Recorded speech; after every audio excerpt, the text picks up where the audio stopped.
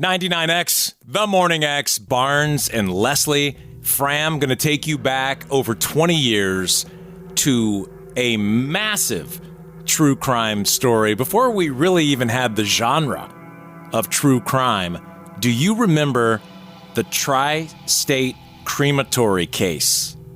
Absolutely. This case haunted me and so many people. It's shocking. Haunting. It's the winter of 2002. Police discovered more than 300 bodies on a property in this tiny town up in northwest Georgia called Noble. I think the first thing that flashes back to me is all those helicopter shots above that area with all the tarps where they found the bodies. That and just thinking about all the families it affected. That was one of the biggest and most expensive investigations in the history of the American South. And Sean Raviv has a new podcast, which I've been listening to, called Noble.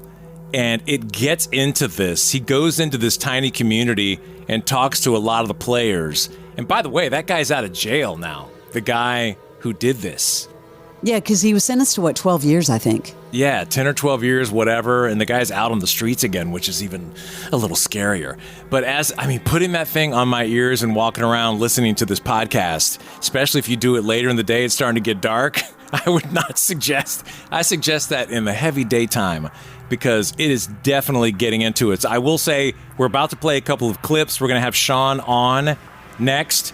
And this is for adult audiences. Death and decay is discussed. If that troubles you or triggers you in any way, be careful with what you're about to hear. Some of this is very raw. And I want to start with a clip from the podcast. This is where it all began. This is where a gas delivery guy, so he's delivering gas to a crematorium. Mm-hmm. They use gas, obviously, for the bodies.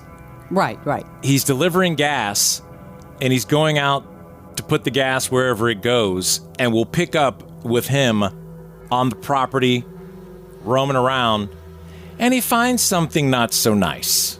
He isn't sure where the propane tank is, so he walks around a bit. Goes behind one of the storage buildings. There was a little small tractor there with a front-end loader, not far from debris that you might find around buildings and stuff, such as just wood and limbs and whatever. And that little tractor, I could tell that it had pushed it all up into a pile. And that's when I looked down and seen that there was bones and bodies just pushed up in a pile of debris. And the tank was not back there. But, I looked at that long enough to see that that was human body parts and feet and skin. And I just remember one of a foot with, skin and stuff still on it. Just the foot. Just the foot. Gerald stands in place, not quite believing what he sees. Nausea starts to kick in. Before his mind can fully process that he's looking at human body parts, Gerald hears a voice. Ooh, that music alone got me going. Please welcome Sean Raviv to the Morning X. Hi, Sean. Hey, thanks for having me. Man. Wow, that audio just made me sick to my stomach. Yeah, what a topic. Why did you choose to go into this one? It was such a huge case that I'd sort of forgotten about. I'd seen in the news like a lot of people 22 years ago. And I wanted to know everything that happened, like how something this insane could happen, how so many bodies could be somewhere and people not know about it. I just really wanted to know why or how. I guess with it being such a small community, I feel like the smaller the community, the more things just go by. Like it's just kind of matter of fact and things just start happening. Yeah, Sean, how many years, a span of years, did this go on before it was discovered? Approximately 5 years. Wow. That's unbelievable. It really is. It really is. All these bodies laying around in the woods for that long and no one stumbles upon it at all. Yeah. Sean, I wanted to ask what makes your podcast a little bit, is it a typical true crime podcast? I think it's different. I mean, you could definitely put it in that genre.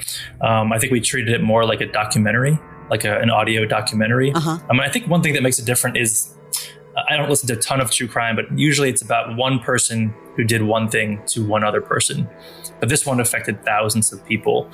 There were just so many people involved, so many people even today who are still affected by it. And I think that's one major thing, the scale of it, that makes it different. You do such a great job putting it all together. What's your background? You're a writer? Yeah, I've been a journalist. You could sort of say an investigative journalist, but mostly I've been writing for magazines for about 10 years, doing like long form features. And I would say this is similar to that, except there's audio as well. It's very well done. And I'm surprised that when you went up to this area of Noble, Georgia, you were able to get people to actually talk to you. Yeah, it wasn't easy. We had to first figure out who we wanted to talk to, me and my producer, Johnny Kaufman, and then track people down and see if they would even want to speak. And I think time played a big role in getting people to speak to us. Some people had retired from their jobs. Some people had just had a couple of decades to reflect on their pain or lack thereof. And I think some people just really wanted to talk about it again. Yeah, because I would think, as you said, time kind of heals all wounds, but maybe not all wounds. I did want to ask you, though, a lot of these podcasts get turned into docuseries on television. Maybe that could happen for you. Has anyone approached you? Nobody has yet, but I'm certainly hoping that someone will. There are just so many interesting people involved in this, so many people who are just full human beings. And it would be amazing to see them, portrayed in some other way, or even to see them on camera. Sure. Well, they've done a few. I know like CSI or SVU or someone has done like a similar, like it was definitely inspired from this story. They've done stuff in modern television. Yeah, I think it was a Law and Order show. I actually haven't seen it, Something. But I think that they fictionalized it. Yeah. Yeah, I remember hearing about it. But like to your point, it's not just one person on one person. Hundreds of people.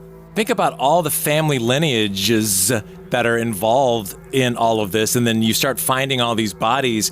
How did they even know what body was what? Because after so long, it's been going on 5 years. I would think the ones dating back early on, how could you tell? Just DNA?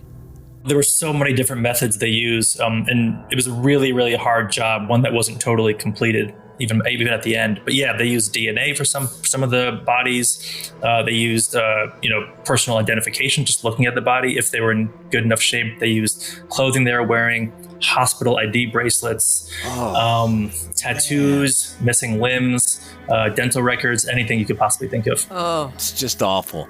Want to get into this a little more. We're talking about Noble, this podcast about that horrific finding back in the winter of 2002 in Noble, Georgia. More than 300 bodies on this property where supposedly they were being cremated. They were just being dumped out in the back. Want to go out with this clip. This is law enforcement talking about, just kind of the scene and describe what they saw. We'll be back with Sean Raviv on the Morning X. There was a hole that had been dug out in the woods that was partially filled with water. There were skeletons in that. I mean, guys, this looked like a horror movie. That's the first thing I thought. I was like, my God, there's skeletons everywhere. The Morning X with Barnes and Leslie, 99X.